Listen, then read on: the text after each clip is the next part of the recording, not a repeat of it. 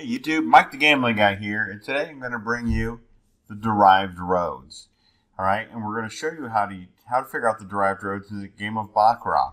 So it's not necessarily how to play baccarat, it's how to read the derived roads. So in case you ever saw all those little circles and dots and slashes, and you're like, what's that? How do I figure that out? Right? You can actually figure that out on your own if you don't have a cheat sheet on the site that you're using. All right, so if you're sitting at a casino, you'll also be able to get used to looking at how things are coming out to know what you would expect to see in the derived roads, because I play within the energy of the game. So first of all, we're going to get into the derived roads. So in order to have the derived roads, we need to deal a few hands. So we're going to have this hand be dealt. And actually I'm going to put the speed up to fast here, because it doesn't really matter how slow the cards come out. We need the results. So we can see on the big road, that's showing us that, of course, a banker had hit. And on the B plate road, we can see that we had a tie, and then we had a banker come out. These are just going to show us our results. So remember, in the big road and the B plate road, anything that's red is a banker, and anything that's blue is a player. Green, of course, is a tie. All right, so what we're going to be talking about is the big-eyed boy road, the small road, and the cockroach pig road, right? I didn't name them. For whatever reason, that's what they're called. But we have to have enough results before this starts working. They're all very similar in how you would come up and figure out what the next one's going to be, right? But we have to get enough hands, and that's because it takes us enough columns, not necessarily just enough hands, but we have to have enough columns that it's going back and forth. So we can see now that we have two things on the big road, that means next time we are going to have results. So look at my cheat sheet. So we do have a cheat sheet down here saying that if the next hand comes up a banker, it's going to be coming up a red ring on the big-eyed boy road. There's still nothing yet on the small road or the cockroach pig road. So the way that you read the derived roads is you come down from the last result. And you're going to pretend there's a space here. Right? This is where, if it came down into player, this is where the next space would be. You're going to move one to the left for the big-eyed boy road. One to the left. And you're going to say, okay, from this space, is this space going to be the same as what's above it? So are there matching things there? In this case, would there be two red marks there? Or in this case, no, there's not. So that we know, that way we know if it comes up to be a player, we're going to expect this to be a blue result. And that's because it's going to be chaos. So anytime two things don't match, we're going back one step for the big-eyed boy road, we're going back 2 steps for the small road, we're going back 3 steps for the cockroach pig road. But they all work the exact same way. It's just looking at a little bit further back in the history. So we go here, and we go over one, and if this is blank and the one above it has something in it, we know that we would expect chaos. Because once we get down into the derived roads, it's not banker player anymore. Right? It's chaos and anticipated outcome. So you can see, let's go ahead and we're just going to deal the hand to see which way that comes out.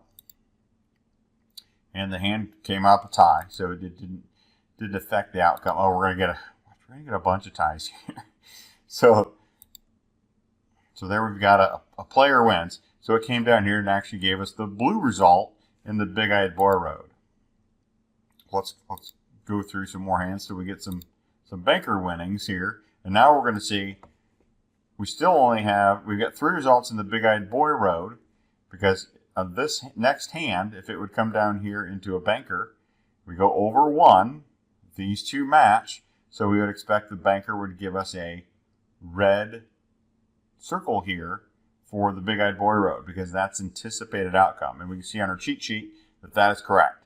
Big-eyed boy, if a banker came out again, which would continue that trend, that would give us a red circle there. But on the small road, it would give us a blue. It would give us chaos. All right, that's because if we went over 2, so 1, 2, this spot that we're in and the one above it do not match. So that's chaos. So we would know if it came to banker going over 2, that would be chaos. So let's see what happens here. Do we get chaos or do we get an anticipated outcome? So there we got anticipated outcome for the big-eyed boy road, right? That was in red. And in the small road, we have chaos. So that's how you read that. Now we're going to continue to go till we get to the cockroach pig road, but looking at how do we possibly use that to make a bet, right? So if we're looking at the true trend here, you can see that this down here is in a chop. So we would expect that the next one for the big-eyed boy road would also be blue, would be chaos, right? So looking at that, we would look over here and go, okay, if I want the big-eyed boy road to be blue, that means my next bet would have to be on player. But looking at the true trend, right now we are in a trend, meaning that this has gone 3 times in a row. I'm expecting this to be a banker, so I'm not necessarily going to be bet that this is going to be a player, because that would be contradicting the true trend from two different ways of looking at it. The big road is one way that I look at it, and then I confirm that with the big-eyed boy road, the small road, or the cockroach pig road. I look at all of those and go, does this bet make sense? Right before I'm going to go in. But here we're just here to talk about how do we read these. So let's click deal hand again, because we're going to need to get over to the player win in order. See, it did go banker. That's what I was anticipating. It was actually going to go banker on the true trend over here. So let's see if it didn't get some resistance. And it's not now going to be a player, but if a player here would actually give us a red circle on the big-eyed boy road. And it was a player. So now we can see, now that our cockroach pig road is saying, okay, on the next hand, because now we have enough columns that we can come down 1 and we can go over 3. 1 for the big-eyed boy, 2 for the small road, and the third one for the cockroach pig road. And they all work exactly the same.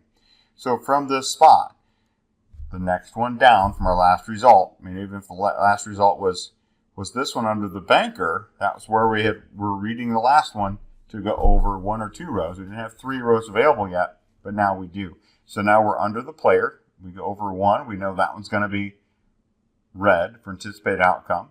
For the big-eyed boy road, the small road, it's also going to be red for anticipated outcome. And now we go all the way over here for the Piggly Wiggly, right? The cockroach pig road, and these two don't match. So that's going to mean that's going to be chaos. So that would be a blue.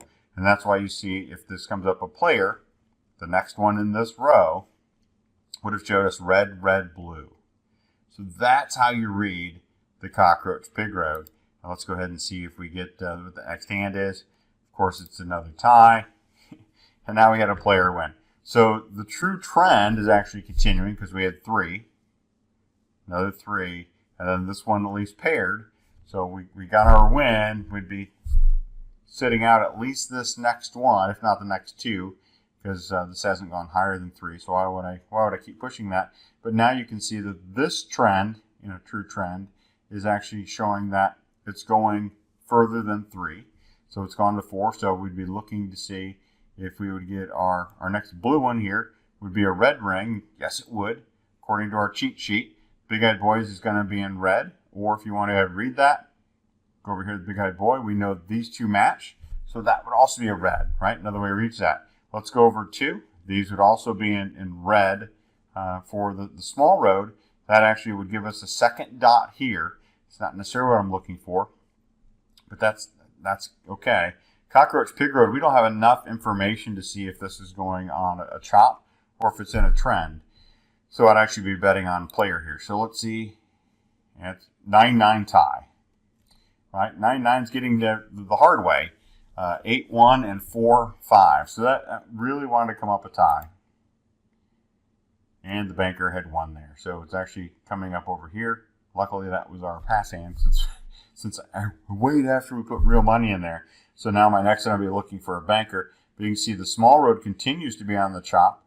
Now we would expect a blue for the big-eyed boy road. And we could expect a blue on the cockroach pig road. So let's look and see if we're looking for a banker. This is really what we're looking for. And looking for a red on the big-eyed boy road. I don't have that. And this is just going by the true trend, how I play. We do have a red on the small road, which just continues that chop. So that would really just give us a 50% bet. I mean, do you feel good about a 50% betting outcome? Let's see if we would have won this one. Nope.